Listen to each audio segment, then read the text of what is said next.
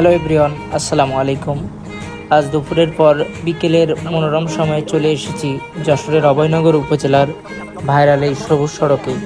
এখানে আসার পর সত্যি মনে হচ্ছে প্রকৃতির এক অপরূপ সৌন্দর্যের মাঝে দাঁড়িয়ে আছি। রাস্তার দুপাশে সারি সারি বিশাল গাছ, মাথার ওপর সবুজ পাতার প্রাকৃতিক ছাউনি আর চারপাশের শান্ত পরিবেশ, সব মিলিয়ে জায়গাটি যেন এক অন্যরকম অনুভূতি দেয়।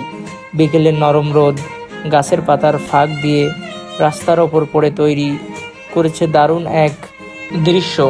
হালকা বাতাস বইছে, পাখির ডাক শোনা যাচ্ছে, আর এই সুন্দর পরিবেশে কিছুক্ষণ হাঁটতেই মনটা একবারেই সতেজ হয়ে গেল।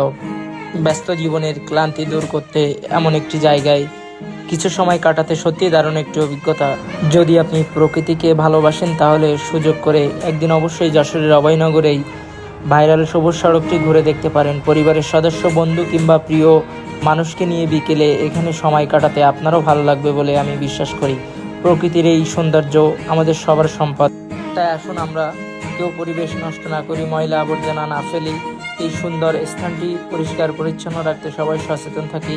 ভিডিওটি যদি আপনাদের ভালো লাগে তাহলে অবশ্যই একটি লাইক দিন, আপনার মতামত কমেন্টে জানান এবং আরও সুন্দর ভিডিও পেতে আমাদের সঙ্গে থাকুন।